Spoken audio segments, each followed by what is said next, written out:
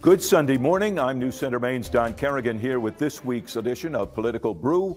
We are joined by Republican analyst Ray Richardson, Democratic analyst Ethan Strimling, sitting in this week for Ken Altshuler. Among the issues in Maine this week, Maine Republicans are calling on the University of Maine system to drop its COVID vaccine requirement for students at the campuses of the system.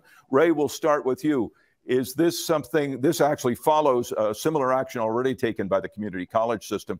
Is this something that should happen? And is it the role of the politicians to be involved in this? Sure, the University of Maine system gets tax dollars.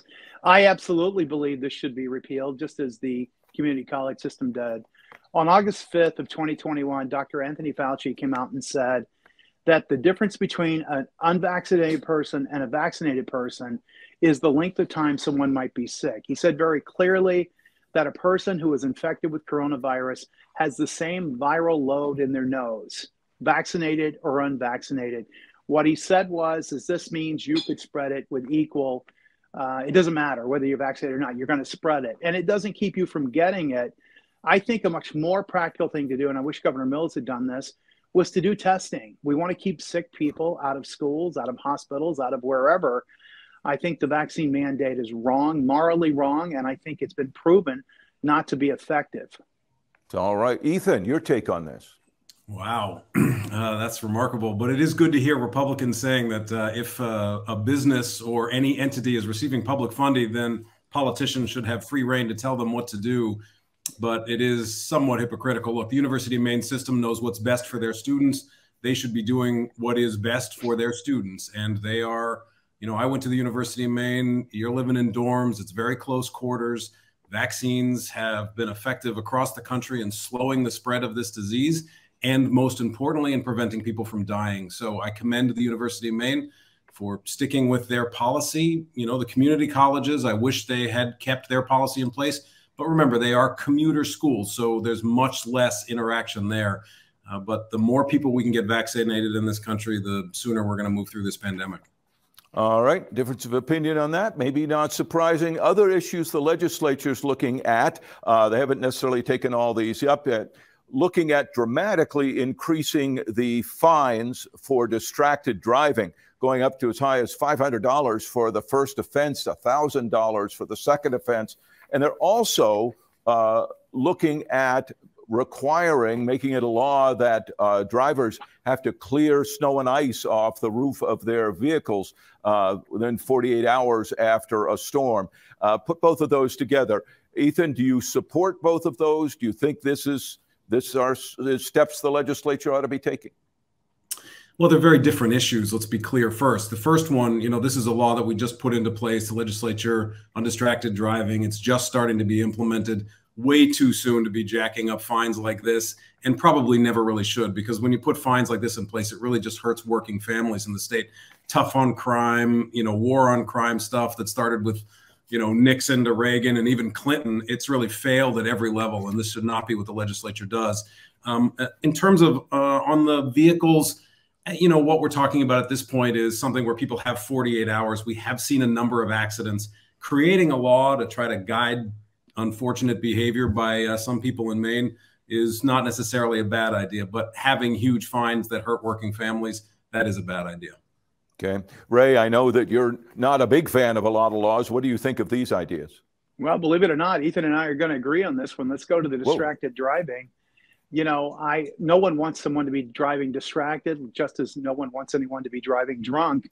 But I think these fines are very punitive, and I think the legislature spends too much time being punitive towards our citizens. A $500 or $1,000 fine for a working class family, it could devastate them. And I think sometimes the legislature gets too caught up in itself. As far as the snow removal, that's a very common sense thing. People ought to be doing it. I'm not really sure how you legislate it. We don't have enough police officers to enforce it. So I think that this is probably a bad idea, but I'm not for increasing these fines. I just think it hurts the working poor of our state who are in already bad enough shape.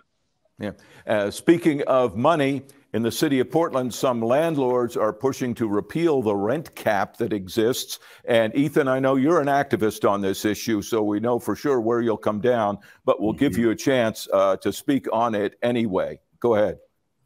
Yeah, this is a terrible idea. You know, the people of Portland have spoken loud and clear that the housing crisis has gotten out of hand. Housing in Portland has become unaffordable. You know, Portland is building more housing than we've ever built since the Great Fire. A lot of new units coming online, and the issue is, are those units going to be affordable? Rent control has helped to make sure that they have at least a semblance of affordability. What landlords are trying to do is now say, look, if you're a new tenant or if you want to move, we should be allowed to double or triple your rent. Think what that does to any new family that wants to come to the city of Portland.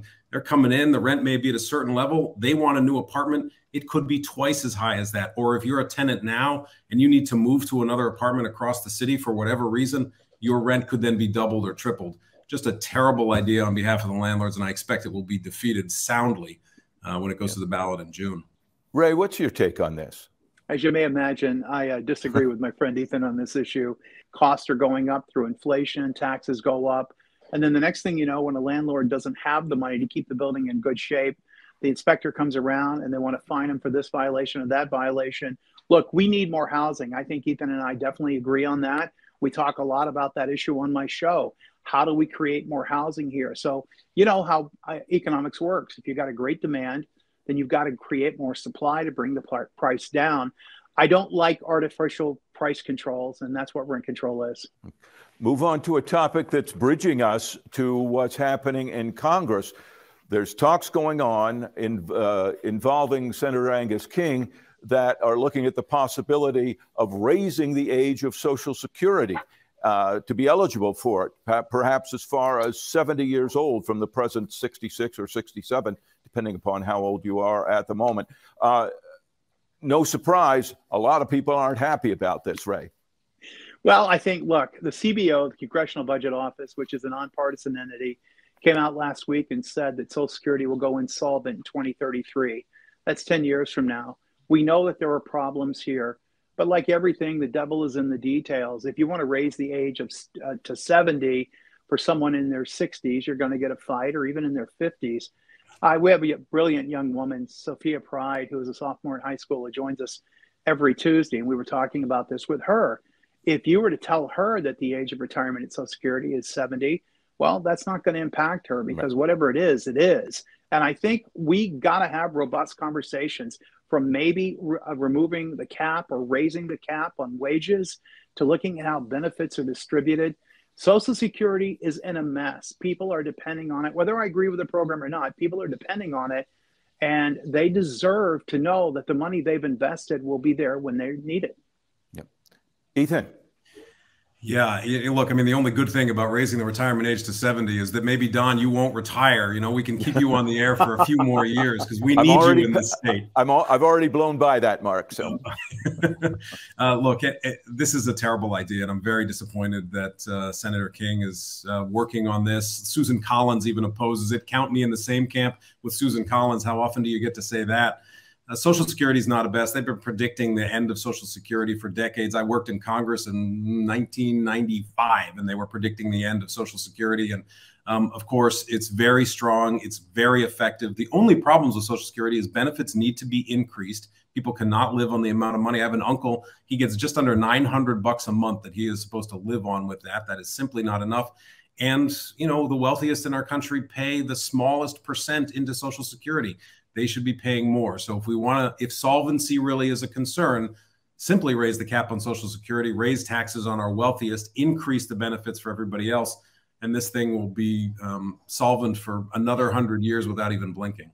A lot of national issues, as always, swirling around. Among them, the FBI and the Department of Energy both suggesting this week that they believe the COVID-19 virus originated by somehow sneaking out, escaping from a lab in Wuhan, China. Ethan, I'll start with you. What do you think of that? And does it surprise you at this point that they would come with that conclusion? Well, I think the word suggest was the important word that you use. We need to be very careful here. There's still a lot of unanswered questions, and there is zero evidence that this is true, right? These are all hypotheses. And what we know from the history of time is that viruses have been transmitted from animals to humans. That's how it's every time happened in the past. And every time it's happened in the past, there have been conspiracy theories about the government, trying to poison people. And we need to remember that it takes time to figure out, right? We call influenza the Spanish flu, even though it actually started in Kansas in the United States. And we didn't want to admit that, right? So we wanted to try to pretend it was from somewhere else. But Kansas shouldn't be blamed for it. It's just how this happens. So I think we have a lot of questions still to go. Most likely the answer is that this happened from, animal to human transmission, which is how it's always happened before. But Biden's done a good job to say, you know what, I'm not going to listen to the partisans. I want to get the right answer. And they're getting some more information. And China is not helping in this very much, Ray. I mean, look, I think we have to look at a lot of things. We know that people who worked in the lab in China were getting sick in November of 19. I think it is most plausible that it leaked out, but I don't know that for a fact. My issue is a little different here. The DOE came out, the Department of Energy came out and said that they had concluded that this came from the lab in Wuhan. And then the Biden White House criticized them for that. So they came out and said, well, we have a low level of confidence. Then the FBI director goes on national television and said the FBI has concluded that it's come from the Wuhan lab. I think part of the reason people like me have a hard time with government is they should never have spoken about it, period, until the government had one answer. Right now, we have several different answers, and it just confuses the public and creates more distrust. I do think it came from the lab because of the emails that Anthony Fauci had with the folks at the Wuhan lab. But I wasn't there. I don't know, and I'm not a virologist. But the government should speak with one voice on this issue. Yeah. All right. Ukraine still going on. Obviously, Congressman Jared Golden, among those in Congress now, actively pushing for the U.S. to send fighter jets to Ukraine, even though President Biden has said publicly that now is not the time to do that. Ray, what do you think of Golden making this move? I think Congressman Golden is completely right. I support Ukraine. I support what we're trying to do there. I'm not sure we've done it well. As you know, there was a 1994 agreement that the United States, oddly enough, Russia and other countries agreed to defend Ukraine if they would give up their nuclear weapons. They did. So we have an obligation there. I'm not sure we've done this well. It seems like we're piecemealing it based on how long it goes. We should give the Ukrainians the ability to fight the Russians. The Russians are invading a sovereign nation. Ukraine has a right to be a sovereign nation. So I agree with Congress Golden. If long as we're not putting American fighter pilots in those planes, I'm all for it. Ethan, what do you think? Do you agree with that? Hey, Ray and Golden and Sean Penn are all on the same page. Think about that for a second. Look, the surprising thing, I think, is that Ray and folks like this are coming out against U.S. military, which has made very clear this is not what is needed on the ground. What we need right now are tanks and anti-aircraft missiles, that the fighter jets are actually not useful in this war. That's what our military leaders are saying. That's what they're telling us. And I think that at the moment we should be listening to them around it. I think the Biden administration has made clear in their actions they'll do anything necessary to try to stop Putin from expanding his empire in the way that he is attempting to right now. And if and when fighter jets are ready to be put on the ground, then he will put them there and they'll start flying and defending the country. But we also have to remember, we don't want to start World War III. So we both need to make sure that we protect Ukraine, stop Putin, and also make sure World War III doesn't start. I think Biden's doing a good job. On an issue that really hits home here in Maine, especially in southern Maine, Congresswoman Pingree and Senator Collins both are pushing to dramatically shorten the length of time for asylum seekers to have to wait before they're allowed to go out and get jobs. That's been a sticking issue for a long time. It seems to take forever to get them processed so that under the current rules. Ethan, do you believe that that those two legislators can be successful in getting this to change? Can they be successful? I don't know if they can be successful. I certainly hope that they are successful. This is a very unfortunate part of federal law. We have these asylees who are here in Maine who want to work, who are desperate to work, who are qualified to work, doctors, lawyers, mechanics, all of these folks that we need in our economy. And unfortunately, they're not allowed to for no reason other than the federal government says they can't.